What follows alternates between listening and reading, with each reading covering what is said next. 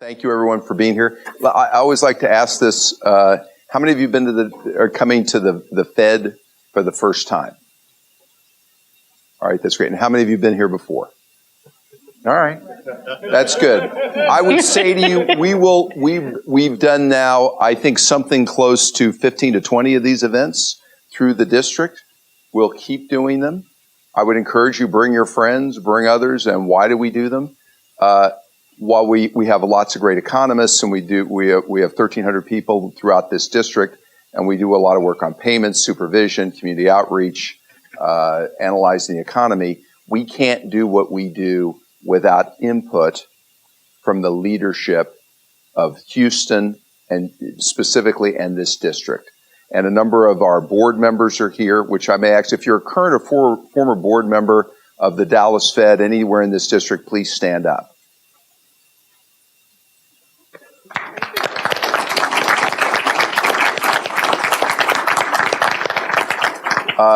We rely very heavily on insight from people in this community and the business community all through the district.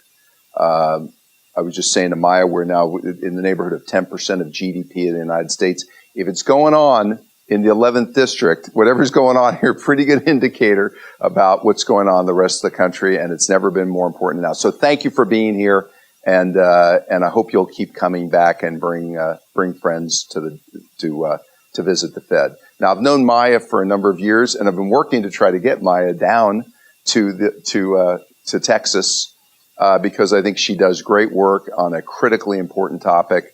And so, with that, welcome Maya to the Houston Fed. Thank you so much. And let me nice to be with all of you, the Houston Fed. Thank you. Let me start so how long have you been doing this? And tell us a little bit about your organization. Okay, so I run the poorly named Committee for a Responsible Federal Budget. The problem, of course, one, you can't remember the name. Like when people want to give us compliments, someone will stand up and say, oh, in the budget group. And two, it's like a laugh line because there is no responsible budget. So I've run the Committee for a Responsible Federal Budget for 15 years. And it's a really neat organization. It's actually my dream job. When I was at the Kennedy School, I kind of wrote a business plan to not knowing it had existed since 1982. And it's got a phenomenal board of people who have run the Treasury Department, the Federal Reserve. Janet Yellen just joined our board a month ago. We haven't even sent out that announcement. The budget committees, the Office of Management and Budget, the Congressional Budget Office. So the whole list of people who oversee it have been in the actual trenches working on this issue. And they're all committed, as I am and our team is, to responsible fiscal policy, not from a partisan angle, but actually just thinking about how you use debt, how it interacts with the economy, how you have sustainable policies. And I think it's credible because it is bipartisan, taken seriously. We work with members of Congress on how to get things done. We whine a lot, but we try not to just be an outside whiny group. We try to work with them closely and come up with solutions. And you have 18 people that work there? Staff is 18 folks. About half of them, a little less of them are policy. Yeah. Small group of them do legislative outreach. Mm-hmm. We have a communication shop of 1.5 people. And we also have an engagement team because the other thing we started Fix the Debt is when we realized we needed an outside game because everything that it will actually take to fix the debt is highly unpopular. We all know we need to do it, but there's really no constituency for it. So Fix the Debt is our outside coalition of trying to build support for the tough choices that one would have to do. And you're a 501c3. 501c3. We'll come back to that later. Yep. And your annual budget is? $3 million. Pretty small group. I think we fight above our weight. Is that the term? Yes, punch above your I think weight. we punch above our weight. So really, it's an organization that has a big footprint in D.C., less so around the country, but in the fiscal world, taken very seriously, but a pretty small budget. So let's get right into the issue. Debt held by the public of the U.S. government, this doesn't include the states, is now 77% approximately of GDP, and the present value of unfunded entitlements is $54 trillion. That's bad. Okay. And so and it's been getting worse. So the first question to ask is... For the 15 years I've had this job. So the first question to ask is, so what? Yeah. All right. So let me put a couple other points of context out there. And I am a speaker who you want to make sure your drink is filled for. That's why I like evening discussions much more. And it's not going to end on a happy note. Like, it's going to go down. So debt is 77% of GDP. Context, that's twice the historical average. That's twice where we were when we went into the Great Recession of 2008. We have the fastest growing part of the federal budget, not healthcare, not amidst a huge aging wave in this country, but it's interest payments. That's the fastest growing part of the budget, which obviously means it's squeezing out everything else.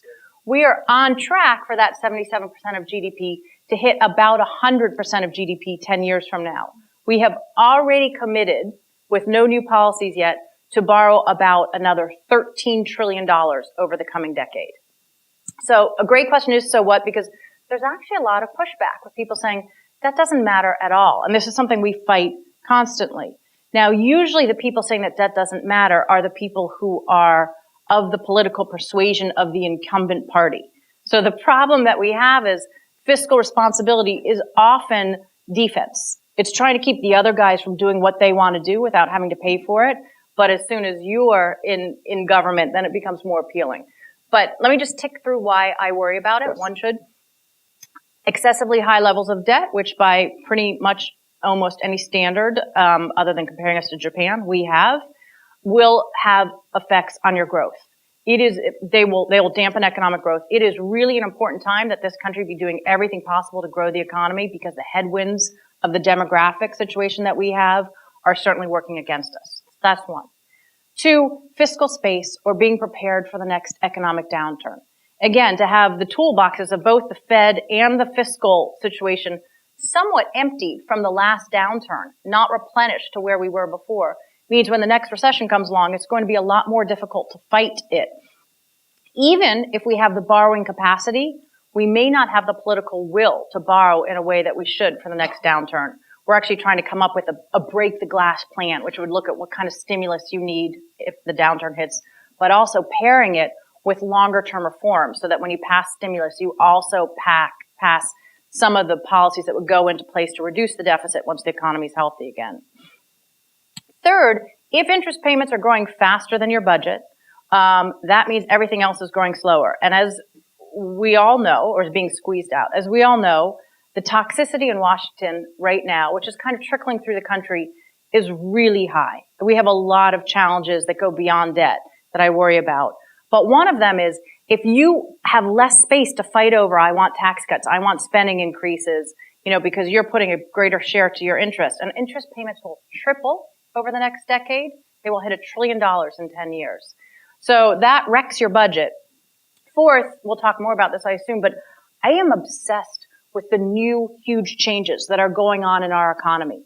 From the changes, they started with globalization. Obviously, the changes that are coming from technology are leading to huge structural changes that I think we're I'll get into that not getting our heads around.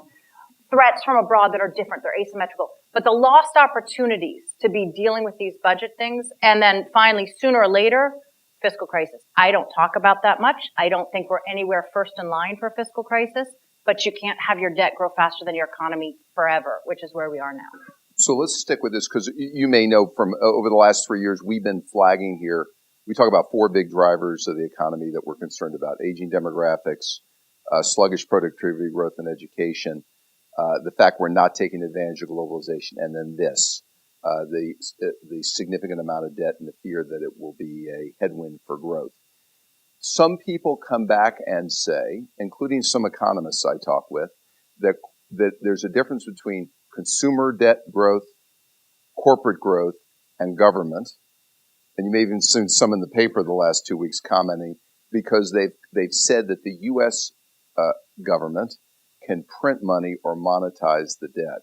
And that ultimately, they say, will be how we'll deal with it, other than moderating it. What's your reaction to that? You must hear this a lot. I do, and I'm hearing it more and more, for sure, because the willingness of the political environment to deal with these kinds of choices is diminishing by the second. So there was a really important paper just a week or two ago by Olivier Blanchard, which talks about the fact that if your growth rate is higher than your interest rate, you don't really need to worry about your debt nearly as much. Right. And that would be true if we hadn't pre-committed to already borrowing that 13 trillion over the next 10 years. So one, our debt's starting at a point that's uncomfortably high. And I would point out that of all the developed countries, all of them, their debt relative to their economy is shrinking other than ours. We're the only one that's growing. And it is highly unusual to see a debt deficit, growth, any of these things as high as ours is when the economy is strong, like it is right now. And so this notion that if your growth rate's higher than your interest rate, you don't have a problem would be really reassuring if we hadn't pre-committed all of our resources going forward, where our spending is very entrenched, very difficult to change because it's on these big programs, Social Security, Medicare, things that people are counting on in an intergenerational way. Another point that I think often goes not appreciated is inflating your way out of a problem is not a pretty picture. That's one of the crises. So let's just explain for the group, and I'll let you, what is it when people say we can print or monetize it? In layman's language, what do they mean exactly? So if you're printing a whole lot of money so that you're flooding the economy with this money, then your debt relative to the economy is becoming much, much smaller, and your inflation is going up. And that's the risk of this approach. Yeah, and so actually we're just launching a project right now which is looking at the different kind of crises that excessively high debt could create. In fact, we'd love to partner with the Fed and the Fed economists on this. But is it going to be that it pushes up interest rates? Is it going to be that it causes inflation? Again, I don't think it's going to be like the kind of debt crisis you have in a third world. We borrow in our own currency. Is it a crisis of lost opportunities where we're not doing what we need to for the economy that's around the corner? And kind of putting these out, it was actually the recommendation of one of my co-chairs, Mitch Daniels, who just said, people can't visualize this problem, which is absolutely right. Like, we actually need a movie. Does anybody remember the movie The Morning After? It was about nuclear war. I saw it and I slept under the dining room table for like a week. And so somebody needs to do the movie of what the debt crises look like, because it's very, very hard to connect to people's concerns when people are worried about saving for college, paying for health care. So one of the things we talk about here, just to put a finer point on this, is a lot of the thought that we can finance these high levels of debt or even monetize them is that the U.S. is the world's reserve currency. If we were talking about another country, we would never, ever say they could monetize it. Right. The only reason we even say it in the United States is because we're the world's reserve currency, and it's the thought that people will always want to be in dollars. If we ever lose that, and I just wondered, your group, what kind of work do you do on that question, or what's your comment on that? Well, it seems like we're intent on trying to lose this. I mean, so this is what baffles me, is that anytime somebody says, back to these theories that the debt doesn't matter, it's like, oh, well, we can borrow now. It's really no problem. And we are the reserve currency. All these things are true until they're not. So super quick story, but again, needing to visualize this. I was at a dinner party. It was boring. Somebody said, I've always wondered what those invisible dog fences feel like. I actually haven't, but before we know it, the guy has put the collar on and walked to the edge of the yard. So I have had the pleasure of seeing what it looks like for a human, and it's not pretty. But the point was, he didn't know where the edge was. We are trying to test what it is, what's the tipping point when this turns into a crisis, or now you're never going to forget it, right? And so the reserve currency is this wonderful benefit. The only downside of it is that it enables us to borrow too much. It kind of hides our problems from us. But we should be smarter. We are a smart country. We should be smarter and say, this is one of these lucky things, like being the richest country in the world, that we shouldn't try to give up. So one question also is, I remember if you go back to the 50s, we had relatively small deficits, and we basically ran more balanced budgets. I guess the obvious question, how did this happen, and why did this happen?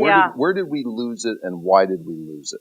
So, right, we used to run deficits. We did what we needed to do. We ran deficits when we were in a war or in an economic downturn, and then you ran surpluses during times of economic strength and built up. And we had higher tax rates, obviously. Yeah, we certainly had higher tax rates. Though the revenues as a share of the overall government wasn't that much higher. It's been relatively steady over time, though the different shares of different taxes has changed. So payroll taxes have become much higher while corporate taxes have become much lower, which makes sense. Your economy's changing. Your tax base needs to change. It needs to change again. And that switched where now we run deficits no matter what in any period of time. There are one, arguments that it doesn't matter, and there's two, not the political will to make any of those choices. And how did it happen? When did it start? How did it happen? It's been gradual. So much of what I am observing is linked to the change in the political environment. I think the debt is a symptom of how broken the government is right now. But what happened is the rules of the game changed between the two parties in so many ways that it became clear that giving a big tax cut, which we just had, or giving a big spending increase, which we also just had right after the big tax cut, comes with a lot more upside than the downside that the debt brings with it. And so as both parties watch each other, and one, they're not in the back rooms compromising, doing things hard the way they used to, and two, they see that they're not getting punished for being fiscally irresponsible. There has been a political economic shift, which is, it's in my benefit to be really irresponsible. And I guess I liken this to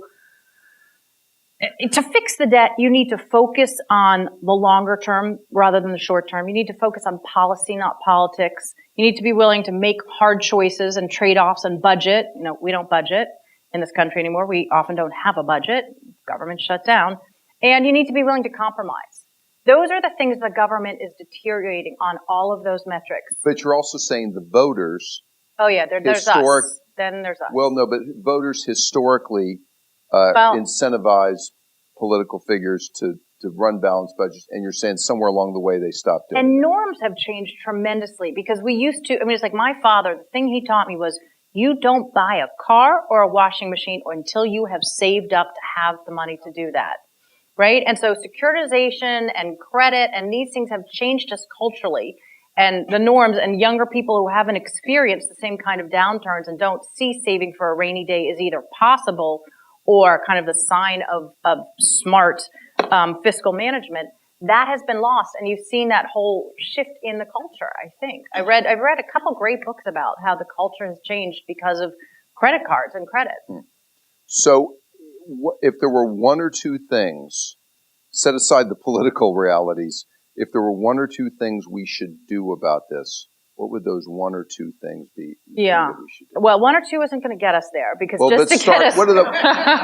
in fairness, sometimes we say here, if you can't narrow it down to one, two, or three, you don't do anything. Yeah. You had to pick top two or three things. What would they be? And it's absolutely the right question because around SimpsonBowles, for anybody who remembers that, which was a great blueprint of how to fix this problem, and that's when we created Fix the Debt, and we were very focused on the grand bargain. And we've changed. My new bumper sticker is mini bargain. Incremental. We used to say go big. Now we say grow incremental. So those are the right questions. Can you just explain what was the SimpsonBowles deal? SimpsonBowles was a wonderful commission that nobody thought would succeed. Myself leading the belief it wasn't going to succeed. That came out with a remarkable blueprint, very, very bipartisan. It had Tom Coburn from Oklahoma, as conservative as you get. It had Dick Durbin from Illinois, as conservative as you get, led by two great leaders, Al Simpson and Erskine Bowles. It was a blueprint that would have saved $4 trillion, which at the time was enough to get us where the debt was no longer growing faster than the economy. By the way, balancing the budget, out of reach right now. That's not going to happen. Just stick with this, though, because this is important. Right. So what SimpsonBowles did was it achieved that metric. It reformed Social Security, did a bunch of things, raised the retirement age. Paul Ryan was on this committee, too. Yes, he voted against it. Okay. The House Republicans did not support it. Okay. But the Senate Republicans did, for the most part. Oops. And what was the deal? So you fixed Social Security. There was $400 billion in health care. There was spending caps and discretionary spending, but not as aggressive as the current ones we have in the sequester. And they raised revenues in the smartest way I ever could have thought of. They got rid of every tax break we have. We have $1.5 trillion in tax breaks a year. They got rid of them all. They said, we'll bring your rates down to 8, 12, and 18%. And then if you want to bring one of those tax breaks back, charitable or home mortgage interest deduction, whatever it is, you'll have to bring the rates up accordingly. So they made the revenues actually transparent that way. So that was SimpsonBowles. If I could do whatever I wanted. And the president did what with it? President Obama in that case. President dropped the ball. He and Boehner worked separately to try to come up with a deal, and they almost did twice. But he never got behind SimpsonBowles, and it was one of the more disappointing things. Although he created the commission. He had created the commission. So Judd Gregg and Kent Conrad and the budget committees first came up with the idea. Then President Obama adopted it, made it a presidential commission, gave them straight out what they had to achieve. They achieved it plus more. And really disappointingly, he didn't get behind it. There were also some other, the Senate leaders were also quite disappointing on it. John Boehner worked very hard on it. Steny Hoyer worked very hard on it. So there was a lot of political will to get it done. The two things I would do, I would means test entitlement. The reason I asked you about it, it was just in the last 10 years this happened. Yeah. So it seems like 50 years ago. Yeah. But No, this is recent. And there was a massive movement around. We thought this was going to get done. I remember one speech we went to and talked, we'd put this in legislative language with the gang of six senators who were working on it. They pitched it to their colleagues. 80 senators stood up and gave them a standing ovation. That does not happen in the U.S. Senate. These guys were ready to do this. They were willing to fall on their sword. They were willing to lose their seats. And the political leadership really dropped the ball. And it was a stunning loss of opportunity. President Obama and John Boehner did work on a side deal, and it came very close, and it would have been great. And it was crushing. So it was crushing multiple times. What I would do if I could do two things is I would means test entitlements. I would say if you don't need, you can either have programs that are universal or targeted. And I know everybody, starting with my father, who generally protests me if I'm talking, is like, wait a second, I paid into Social Security. But the truth is, when Social Security started, the retirement age was 65, life expectancy was 62. The first recipient, Ida Mae Fuller, lived to be 100. Heads up, actuaries, things don't go as planned. And so now the retirement age is just gradually moving to 67, but it's not enough. We're not giving enough into the system so that we can pay what we promised. You can't fix Social Security at all with means testing. You have to do a lot more, and I have whole ideas of what I would do, but I would start there. I would say if you don't need it, you shouldn't get it. And thing is, a lot of people get a lot more that they've paid into it. So one little idea we've had, I stole this from a friend, is take the check. Once you're getting more out of it than you paid, make the check red. Just make sure that my dad knows that he's now actually gotten back what he paid into it. So he could put the sandwich board down and stop protesting me. Second thing I would do on the revenue side, there's a couple choices, but I would go right for these tax breaks. They litter the tax code everywhere, and so often the things we're trying to subsidize, whether it's healthcare, education, housing, the things we're trying to make more affordable, these tax breaks make them more expensive. So I think they're inefficient, they're regressive, they overlap each other, they get no scrutiny. So I would scrape out. Marty Feldstein and I did a paper saying, but we wrote a paper at NBER 6 years ago saying, cap all tax expenditures as a share of your income. And you could raise a lot of money that way. So tax expenditure reform, entitlement reform, that's where I would start. Okay. And we'd still have big deficits even after that plan. But what would the effect would be? You might start to flatten the trajectory? Yeah. So, I mean, the goal is, again, get the debt so it's not growing faster than the economy. You have to keep going until you get there. Healthcare costs, obviously, is a huge part of it. The reason I don't bring that one up is it's really hard. I don't know the answers. Mm-hmm. I know that we have a system that incentivizes. I was just at the emergency room with my daughter this weekend, and I just thought, I'm just going to ask them how much it costs. And, the whole transparency they obviously didn't know. The lack of transparency, the lack of skin in game, the way that our delivery system works. There's so many changes we need to make in healthcare. But that's Social Security. I can tell you how to fix it in 20 minutes. Healthcare is a big, complicated issue, but it has to be a huge piece of it. But I also think we're underspending in a bunch of areas. I'm a political independent. I am an independent because I like things on both sides. I like the way that Democrats think. I like the way that Republicans think. I like to think about them and how to bring them together. I would have liked to see a system that was growing more slowly than our current one is, but I certainly believe we're going to need higher revenues and lower spending to get there. But now, as time elapses, there are more and more underfunded things. Public investments, infrastructure, and my big one, human capital. What are we doing? We are about to compete in a world that is so different than the one that we all started our careers in. And we are not, no offense to my two kids, who are lovely people, but they are not prepared. We are just tossing them out without having developed the tools in terms of human capital. And we're going to need lifelong learning. I mean, all of us know that we go to work and you talk to the 20-somethings in your office and you're like, I don't know how to do this. What is this? Like, we're going to become outdated much more quickly. So the recent legislation, you mentioned, corporate tax reform, individual tax cut, and a big bipartisan spending bill. Mistake? Parts of it good? I was a big fan of the need for tax reform, and I was a big fan of the need for the corporate rate to come down. I'm not a fan of the corporate tax at all. I actually once wrote an article saying if we could get rid of the entire corporate tax, I would. That's not the right place to tax. Mm-hmm. I think the stuff we did on pass-throughs was much more complicated and not the right. It's going to create many more problems than solutions. And I think the stuff on individual was unnecessary. Unnecessary. What I would have done is I would have lowered the corporate tax rate and I would have broadened the base to pay for it. I would have had revenue. Get rid of deductions. Mm-hmm. There's so much there. Again, $1.5 trillion. Yeah, I would have brought the rate. And by the way, well, many of you are in the private sector. The businesses that I work with, and we have a big coalition of business leaders, not one of them was asking for a 21% tax rate. Not one of them. And I meet with their boards regularly, and they say, we didn't know we had no idea. You know, but the problem was, because we work with a lot of business leaders who are pro-fiscal responsibility, but they certainly didn't lobby and say, don't give us that tax break.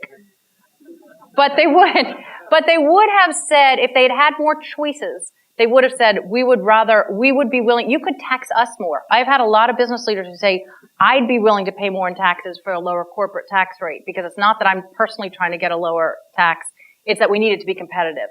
That would have been pretty powerful. All right, let's take questions from the audience. Please, do they need to go up to a mic or? Okay, so where are the mics? So they're on the side. Pardon moi. So, okay, go to the sides. Sorry about that. Going to make you walk a little bit and fire away. Yes, sir. Hi, Jim Luke. I'm with McDaniel Metals, a manufacturer. When you talk about spending and the defense budget being such a large portion of our spending, can you really balance the budget without doing something about defense spending? Well, so there's a couple. I mean, one of the things about our group is we don't have many positions on what the right thing to do is. You certainly don't want me making defense policy. Our defense budget should be what it needs to be for national security. The defense budget is very large, one of the largest programs, not as large as Social Security and Medicare, but one of the largest. But its growth rate is it's not pre-committed the way some of our other programs is. So it's not adding the pressure to the budget going forward. I do think there's a ton of savings to be found in the defense budget. The defense budget actually has a whole lot of entitlement programs in it that are very generous and not kind of parallel to what you'd find elsewhere. And I also think we spend a whole lot of money on things that we don't need because they are part of the economy, and it's not like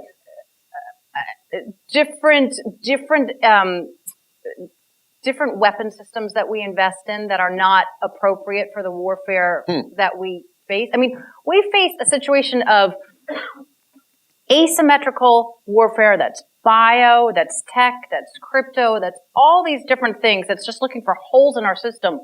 We're not fighting them with armies, and yet we're still building aircraft carriers. I mean, so we are overinvested in a lot of the physical investments in the military and the army and the defense budget, but I worry that we're underinvested in the threats that we're about to see. So that's why I don't jump and say, yeah, we should save a lot of money in defense. What I think is it's just like with public investments. I think there are going to be a lot more areas we're going to have to spend money in.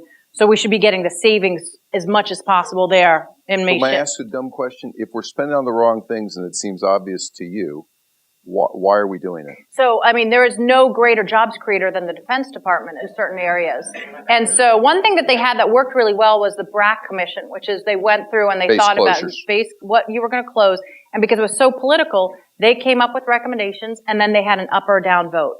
And this leads to kind of a broader, really disappointing feeling that I'm having more and more, but that we're going to have to take a lot of these choices away from our politicians because our political system is too broken to do it. I see a lot of head nodding. It's too politicized now. So I think part of the question is becoming, how do you build commissions of experts who are not political in nature to think about, let's picture the next recession. I'm not dying to see what Congress comes up with as a stimulus package. I'm not sure it's what the Fed would recommend. So I'm not going to throw it on the Fed. But I think we need outside experts who are at least making recommendations that people would know aren't coming from the political environment that then the politicians look at. I think that would help. Yes, sir. To bring things back to Texas, we have had a debate in Texas about the high-speed train, and it's a private investment, for-profit private investment. And I was at a Transportation Policy Council meeting with former Judge Emmett of Harris County, and he spoke that Texas Central was busy working hard to get government-guaranteed loans for the train. And about 18 months ago, I was at one of your forums in Dallas, and you enthusiastically jumped up and said there's private money available for this project. Yep. And so the first question is it still available? And Yep. The second thing is, will you use your Billy Pulpit to speak about that and work to make sure that it is a private investment and not backed up by the taxpayer? So if you want me to, Yeah. there's two phases of the high speed rail. And so there's a big project. This is Dallas to Houston, Houston to Dallas. Okay, you know about this. And economically, if you look at all train projects in the United States, I think this is the most compelling of any high speed train project. There's two phases. Here's the problem. Phase one is you need, pick this out of the air, $50 million to fund the study and the time to get all the easements, which are not easy, and approvals, environmental included. I've looked at the project itself, what they're going to charge. I used to run project financing before I ran other parts in my firm. If the project actually got where you got all the easements and all you have to do is go out and raise the money, as a business person, it looked to me eminently financeable. Why do I say that? You charge for tickets, you estimate traffic, and you raise enough debt to service it. And yeah, there's lots of government money, lots of private sector money within low yield environment that would invest in this. The reason you haven't seen it yet, they haven't gone beyond the study phase yet. They haven't gotten all the easements and approvals. They tell me that they're likely to get it. And yes, when it does happen, I'll be happy to chime in as an observer and say, yeah, it's logical to me, looking at the project, that they can raise the money. We're talking about tens of billions of dollars, but it's eminently doable, I would guess. And the reason this matters, and I guess it leads me to a question for you, Maya. So we're talking about a lot of the spending we've done, including the recent tax cut, is just to put more money in people's pockets. Corporate tax reform, maybe not quite, but the others. Right. How do you feel about if we did government spending or government guarantees to fund investment in actual infrastructure? Right. Well, so clearly you want to do different kinds of spending during different parts of the economic cycle, right? This is not a moment where we need stimulus putting money in people's pockets. This is a moment where we desperately need kinds of investments that are hopefully going to increase productivity, have higher returns. I would normally feel like we should borrow for them. I mean, that is when you borrow, when you're making investments. The problem is because we borrowed for all of our consumption already, there's now no space to borrow for investments. And in fact, if you look at the reports, it shows that deficit financed infrastructure is less pro-growth than infrastructure that's paid for. Huh. Now, of course, it depends on how you pay for it. If you pay for something that's really a stupid way to pay for it, that's going to hurt it. So, different forms of paying for things are more or less pro-growth. But at this point, our debt is so high that the models show anything would be more pro-growth. The tax cut, for instance, would have had much higher growth levels had it been paid for rather than deficit financed. With closing loopholes. Yeah, or anything. I mean, you could have cut spending. Right. I mean, it was a Republican Congress that wanted to cut spending, I thought. And so that was a great opportunity if we were going to have tax cuts to pay it with cutting spending. But your point is the debt level is so high at this point that you're out of room to do anything. Whether it's tax cuts or infrastructure spending, grows the economy, and the higher debt shrinks the economy. And so you're doing damage at this point. But what I'd love to have is a budget, and I'm nervous of capital budgets because you know what will happen. Somebody will be like, farm spending, that's an investment. That you can just already hear the putting things in a capital budget that don't belong there. But the notion that we had a budget where we paid for our consumption and borrowed for investment would be something I'd be very comfortable with. Make a lot of sense. Thank you. Thank you, Madam Speaker. This is Siman Jain. I'm with Ashwara Capital Management. We are a global investment fund. We trade on the global financial markets, and we are strictly Darwinian. So I agree with all you're saying. I agree with your philosophy of a balanced budget and stuff. But we are the people who are actually buying the US government debt in terms of bonds. And if you look at the most recent bond sale, the percentage of the bonds that have been bought have been the lowest in the last decade. Now, historically, that has indicated a recession. So it's only been about oversubscribed. US bond purchases have only been subscribed about 2.5 times the amount available for sale. Our entire speech has been geared up towards. So if you get to your question. My question really is getting to your invisible fence.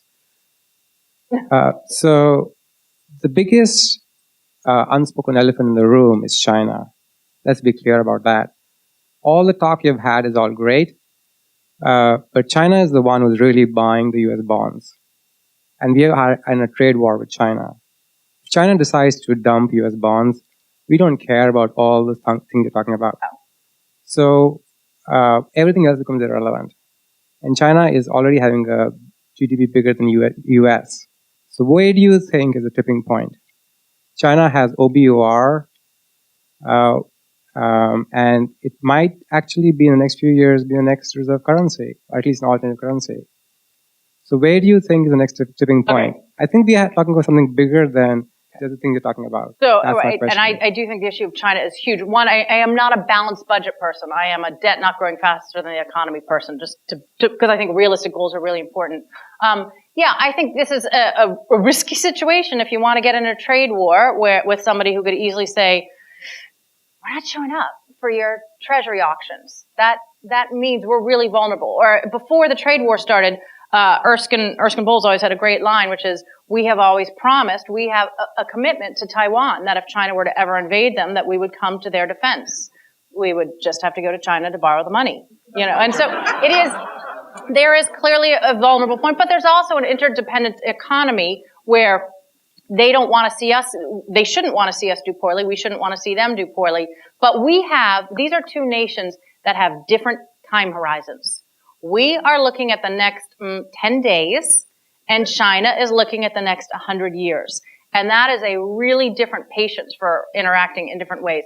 I will point out that over the past 2 years, I believe it is, or a little less, both China and Japan, so about half of our debt is financed by abroad and half is domestic, that both China and Japan have been buying less at the Treasury auction. So we're already starting to see that there may be some effects of that. So I'll give you one other fact, and then we'll. So what I thought you were going to get to is, if that's such a problem, how are we financing it at such low rates? Turns out, China, based on our numbers, back in the crisis, they owned about $1 trillion of U.S. Treasuries. Based on the numbers we see, roll forward today, they don't own that much more of U.S. Treasuries than they did 10 years ago.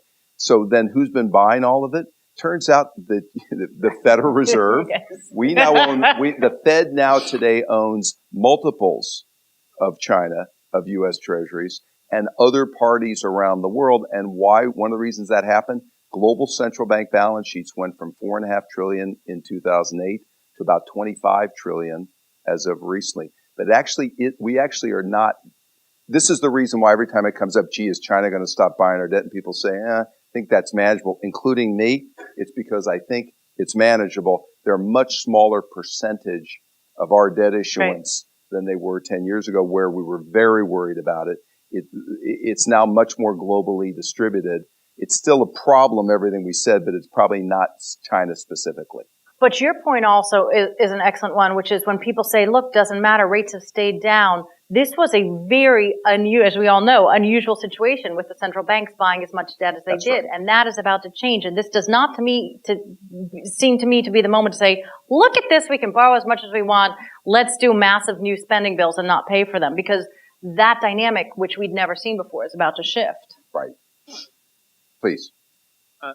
Thanks, President Kaplan, and thanks for hosting and highlighting this very important topic.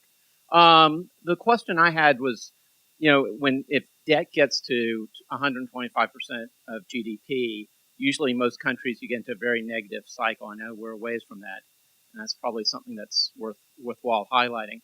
Other countries must have had a similar situation. Have any of them fixed this without a crisis? And if so, is there a good case study of how they did that? So there is not an exact similar situation because of our role in the global economy and the fact that we're the reserve currency. But there have been fiscal turnarounds around the world.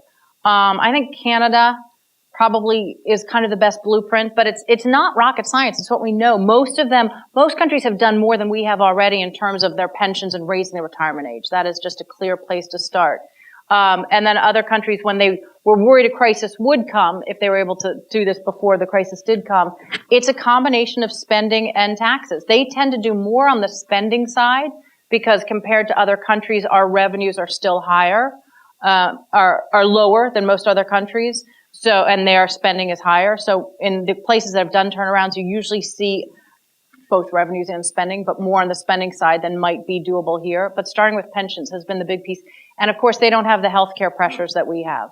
Is there a way that they got the political initiative to actually get it? There's some things that have been learned. The best thing that they found, after years of doing this and whiteboarding strategies and thinking about how to do this, I know there is one ingredient that matters here, and it's political leadership at the top.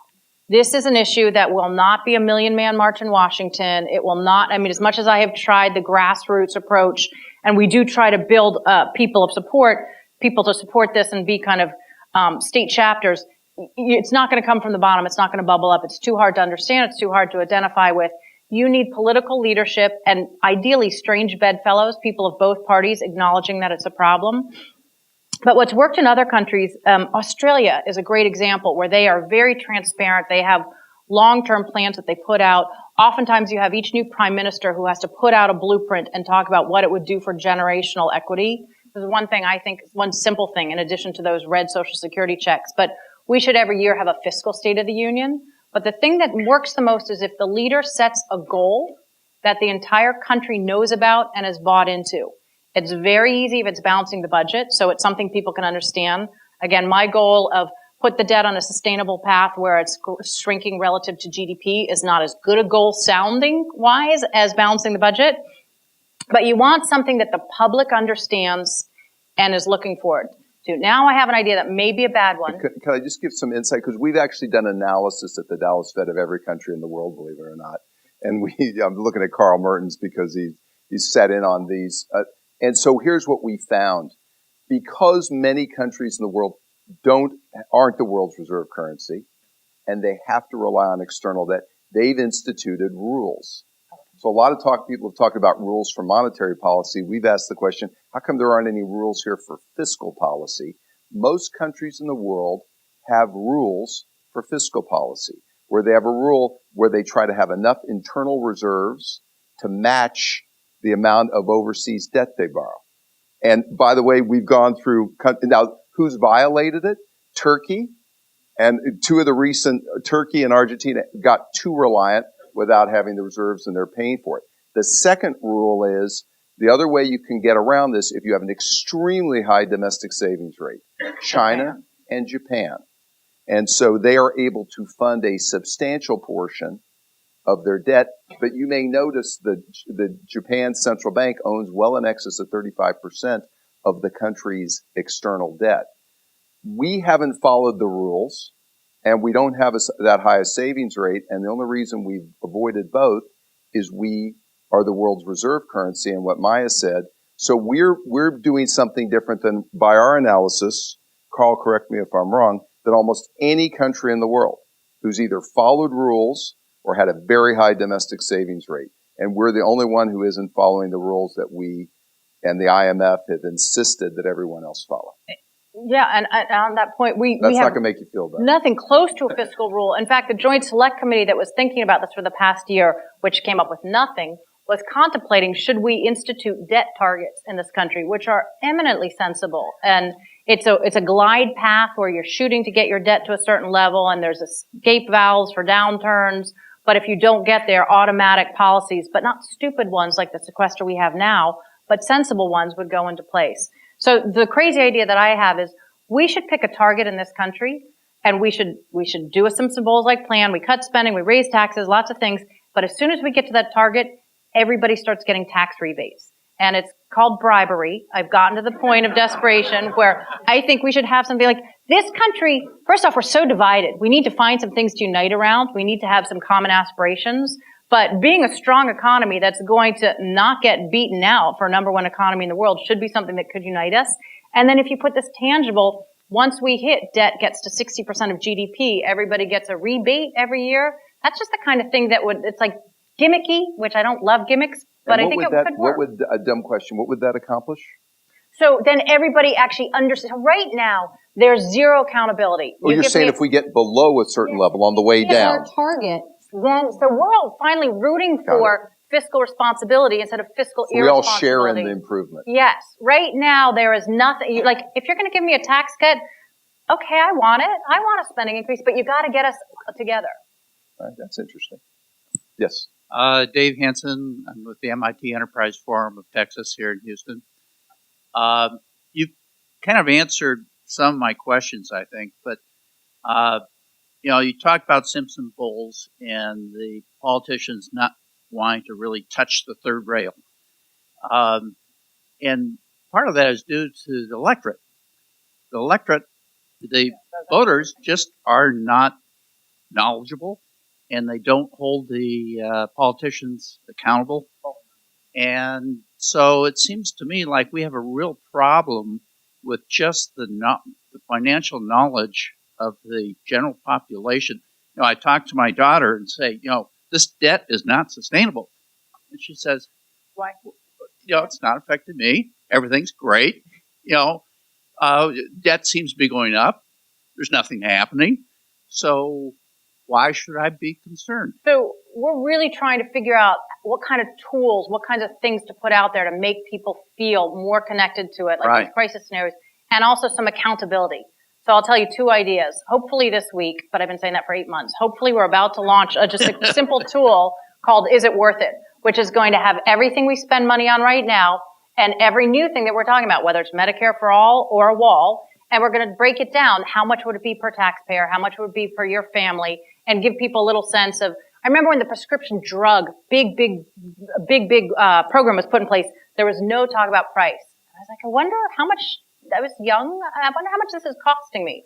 So we're going to do that. But here's the kicker. And this is an idea that is risky because it's not going to ingratiate the politicians. We work closely with members of Congress. We value our relationships with them. We work in a very bipartisan way, and this is going to piss them off. But there is no accountability. They can come back and they can claim a huge tax cut and they can claim a huge spending increase, and there's no difference, no accountability on that. We're going to do an individual debt audit. And I am going to look at every member of Congress and what their votes were in a year and how much of what happened to the debt came from their votes. So, Senator X, turns out you voted to increase the debt by $350 billion. And you can see the editorial boards writing on it. You can see in elections it's coming up. You can see the ads with like $350 billion plastered across their forehead. So Let's take a few more. It's going to excite. Yeah, some it's going to piss politicians, people isn't it? off. Let's take some more questions, please. Yes, Gary Brush. First of all, thank you for coming in. You talk about having the congressmen from both parties work together, but in my mind, that's what gave us the unsustainable programs in the first place. I mean, it was Social Security, Medicare, Medicaid. As our founders knew, really, we don't want the politicians in D.C. working together because when they do, they spend lots of money. They get us into wars. It's not good. So what I would say is I would rather have the politicians not work together. As you say, maybe you have to have somebody, an adult in the room, have to come in and say, hey, we're going to raise the retirement age to 70. But basically, our founders knew that a distant, powerful entity would overspend and become a behemoth, which it has. So I think in terms of doing anything hard, it's going to be impossible to get it done. No one party is going to pick this issue up on their own. So I would say if you look at parties doing things in a partisan way, it was just Democrats who supported the new health care entitlement, the ACA, Obamacare. It was just Republicans who supported a big tax cut, which should have been tax reform. Again, I was all for a lot of components of this, but it should have been offset either through spending cuts or tax base broadening or their revenues. So parties working separately It's not like they get into office. I mean, the House Republicans for about 6 years passed a budget that said it was going to reach balance. And then the first budget that they had when they got into office that actually was going to be implemented, it added $1.5 trillion to the debt. The past 6 had saved $6 trillion, and this one added $1.5 trillion. So I don't think the one party or the other works well on doing the hard things. What you need is a dynamic where you say, you know, you're one party, I'm the other. Oh my God, this big debt deal that we put together would have been so much better if I hadn't had to compromise with you. But as long as you're there, I had to do all these hard things. And I think it'll never happen with one party to make tough choices. Let's take another one. Thank you. Hi, I'm Rachel. I'm a student from Rice. Earlier you and you're going to get to pay for a lot of this. Not looking forward to that. But you had talked about human capital, which is something that I'm kind of in the process of right now. So do you think that doing more human capital formation could help with the other issues that we've talked about? And if so, which part of that human capital formation should we start with? Okay, well, one, I need to know you because I hear Rice is a great school, and so I'm going to come visit it at some point with some kids, so that's cool. Yeah, I think investing in human capital is absolutely one of the most important things we can do. Listen, I'm not in this debt business because I hate spending money or tax cuts. I'm in it because you can't have a sustainable growing economy if you're over leveraged. So this is all about a strong, comprehensive growth plan for this country. And a manageable debt is a piece of that, and appropriate public investments is certainly a piece of that. So that's where human capital comes in. I would not be an expert at all, just like I shouldn't figure out where to cut defense. I shouldn't figure out where to make those investments. The area I'm just really fascinated with is in the changing economy, as we're going to have new needs, how we're making investments so that we can all be contributing to the economy as those changes go faster and faster. Speaking of human capital, which tends to think we were just spending a lot of time today talking about education. A lot of that spending happens locally. Do you look at all at state and local, the state of state and local governments? We don't. Focus on federal. I went to my board and suggested that we needed to because there were so many important things going on in the states, and they suggested that maybe I should do a better job fixing the federal government before I got into the states. All right, fair enough. They were nice about it, but I do think, I mean, at risk, of course, is the funding to the states and local governments that comes from the federal government. That's going to be one of the first things that's cut. Right. And a problem with that is we're so compartmentalized in how we budget. That would be a really stupid way to think about it, but they'll see that as a savings that they could lop off. Please, see if we can take a couple more. Hi, Lauren Davis, Price Waterhouse. I think that was a great segue into my question, actually, because it also revolves around human capital. I'm wondering, in the wake of all the structural changes with that and losing jobs to automation, what are your thoughts on universal income and how will that affect the budget? Well, universal income would be unimaginably expensive compared to the things that we have right now. This is an issue I think about a ton. And I think universal income would be premature to be discussing because right now what we want to do is find ways to get more people connected to the labor force and back in, even though it's a much tighter labor market. I have no idea what's down the road in terms of what we're going to need. Other than that, we'll need a very different social contract than the one that we have today. We have built a social contract for the problems that were in the middle of the last century. That's when we created these huge entitlement programs. We made major promises in them. They're growing faster than any other part of the budget, and they're not where the big challenges lie. So we're definitely going to need a social contract that's much more about helping people transition through disruptions.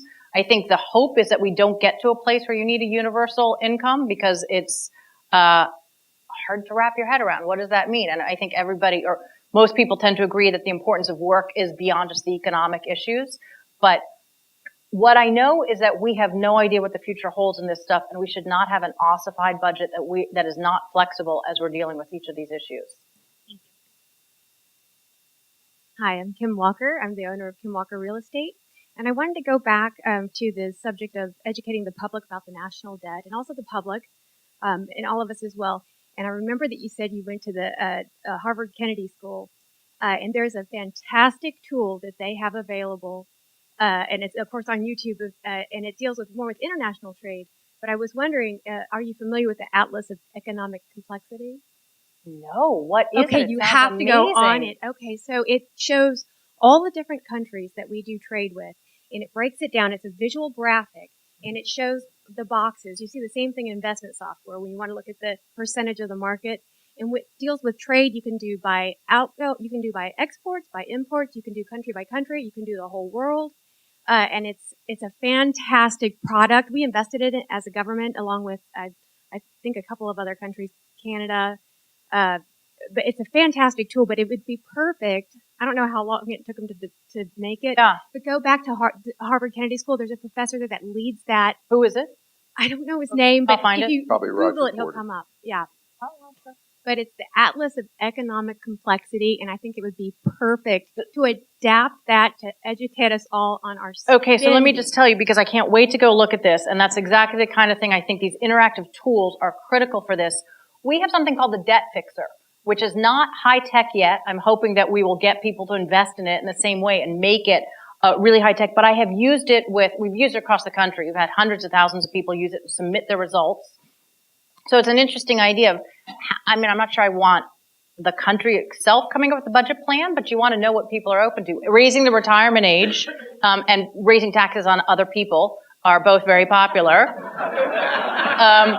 But it's a really great tool. But I've also used it with members of Congress, where during the last government shutdown, or 2 times ago, I forget, we sat in a room for days, and these 10 members of Congress worked through the Debt Fixer and came up with a plan on their own. So it looks a little bit homemade. We need to up our game. I'm going to go study this, but these tools are important. If people want to look at they just go onto your site. Debt Fixer is on the Committee for Responsible Federal Budget website, and it's really fun for a Friday night party. Yeah.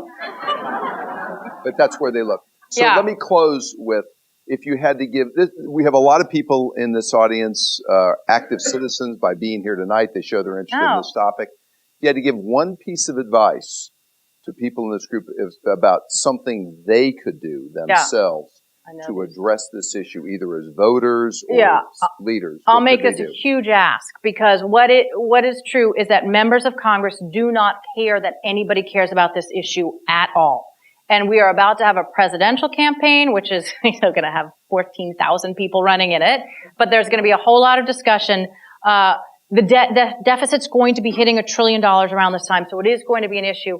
I desperately need people who communicate to their members of Congress that they worry about the fiscal situation, if indeed you do, and are willing to tell them that. And I don't expect you to be like me, where I go into the voting booth and I pick who's going to raise my taxes and cut spending the most, and I vote for that person. I know that's a big ask, but just start thinking about the other side of all of the things that we want, because we could have had a tax cut and we could have fixed the sequester spending caps, but paid for them. When we only have these binary choices, it's not enough. So we need to push to members like, yes, I want the corporate rate to come down, but we also have to do other things. But if members of Congress hear that you care, it's a huge deal. And if you're interested, can I make a plug? If you're interested in our information, please sign up. The Committee for Responsible Federal Budget, super wonky, which my guess is appropriate for this audience. And I love this. I love this series. I love this kind of community piece of coming and having these discussions. The Fix the Debt stuff is much more kind of, it's not cartoony, but it's simplified. But what it does, if you sign up there and you're willing to become a member of our state chapter, we will reach out and talk to you about ways to get engaged, because we do events. So we would love, love, love you to participate in any way possible. Can I ask one last follow-up then? So what's the best way to contact your elected representative? Is to write them a letter? Is it to go visit? They do some town halls. What's the best way? I think the number is 202-225-3121. I mean, you call them directly and you call their office, and if they get one person calling in about, you won't get them. But if you call, Is that literally the number? I think so. Someone call it. Is it? So repeat it again. 202-225-3121, but the government's shut down, so don't call it. After it opens, so you'll call. Right. You call, you ask for your member of Congress, you ask to be patched through, and if they get one person for every 10,000 who's saying they care about the deficit instead of I want this, I want this, I want this, that will resonate. And there will be town hall meetings and all sorts of those things. I know that they're contentious, but if someone were to raise their hand, one of the things we do is we get people who are running the debates to ask the questions about the debt and deficit, and that helps a lot. But if they hear that anyone even knows, they get no reinforcement on this issue. Many of them know we need to do something, but they don't hear from constituents. And when you talk, I know you talk to lots of elected and appointed officials privately. What do they say to you private? I know I talk about it. What do they say to you privately? Do they agree with you, or they just say, I'm powerless to do something? What do they tell you? The big bulk in the center certainly agrees. There are some who really don't understand it. I mean, there's a big mix between the knowledge, as you know, of people, but most of them agree. But what I have definitely seen in the past years, 6 years, 8 years, since 2008, really, since we got through the recession, is a growing, instead of talking about the policy, there's much less talk about policy than there used to be, and there's so much finger pointing. I really think that the partisanship is a huge problem in getting these issues done, because there is so much blame, and folks, there's blame to go around. Nobody is out there pushing this issue. And so there's always kind of an excuse. And I feel like, how does everyone look in the mirror and not realize that there are elected leaders, they have to lead on this? But most of them get it. Fewer and fewer of them are willing to do what it's going to take to fix it, even as the problem's getting worse. So that's that pessimistic note I want to make sure you leave with. Yeah. I'm really worried. I think it's going to get worse before it gets better. So they need to hear from the electorate. Desperately. Desperately. Maya, thank you for all the work you're doing. So thank much you for for being here. having me.